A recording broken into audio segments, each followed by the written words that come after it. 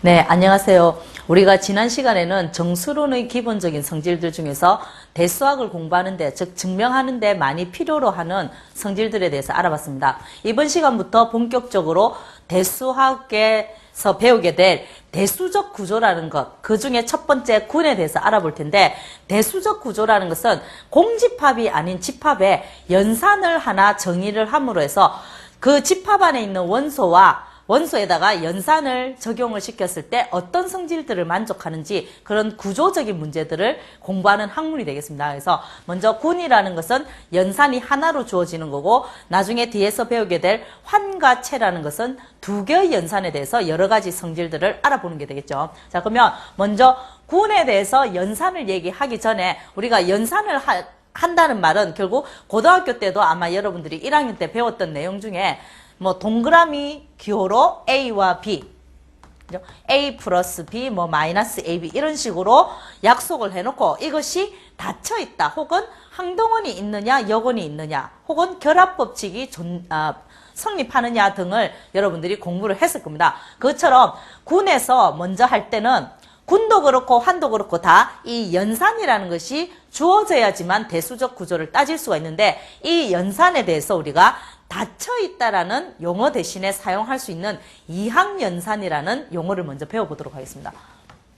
자, 첫 번째 정의로서 이항연산이라는 것은 주어진 어떤 집합입니다. 집합에서 연산을 정의를 하기 위해서는 원소를 들고 와야 되겠죠. 따라서 원소를 들고 오려고 하면 먼저 공집합이 아닌 집합에 대해서 얘기를 해야 될 겁니다. 공집합이 아닌 집합 G에 대해서 우리가 G와 G의 카텐션 프로덕트, 즉 그 순서쌍의 집합이죠. G와 G의 순서쌍, A, B로서 A도 G의 원소고 B도 G의 원소인 순서쌍들의 모임을 우리가 이렇게 곱하기 기호로서 G 곱하기 G로 표현을 할 겁니다.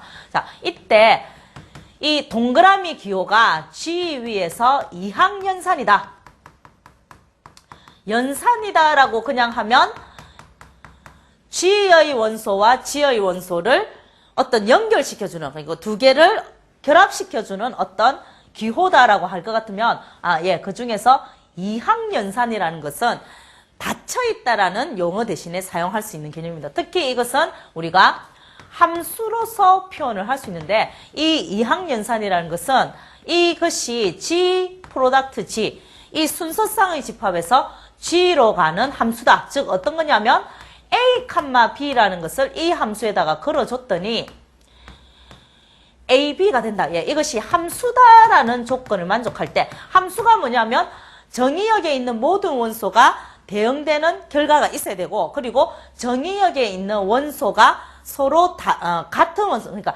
하나의 원소가 두 군데에 대응되는 것이 아니라 꼭 한 군데에 대응된다는 것이 함수가 되겠죠. 그 중에서 이제 이 이항연산에서 함수의 뜻을 생각을 해보면 A와 B를 연산시킨 것이 결과적으로 어디에 들어간다?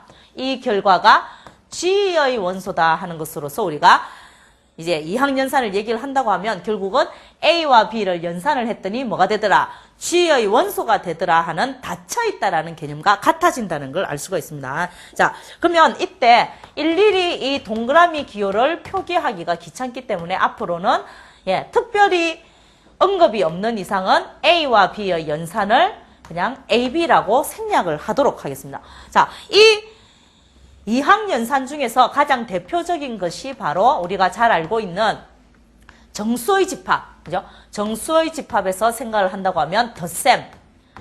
덧셈에 대해서 가만히 생각해 보면 정수와 정수의 덧셈은 다시 정수가 되기 때문에 이항연산이 된다는 걸 쉽게 확인할 수 있겠죠. 그리고 곱셈도 마찬가지가 될 겁니다.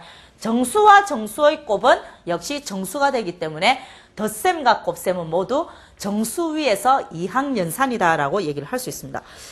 자, 근데 문제는 물론 뺄셈도 이항연산이 되겠죠. 근데 나눗셈, 우리가 보통 연산하면 사칙연산 4개를 생각을 하는데, 나눗셈 같은 경우는 정수와 정수를 나누었을 때 그 결과가 정수가 될 수 없는 경우가 생기기 때문에 나눗셈은 이항연산이 아니다라고 할 수 있습니다.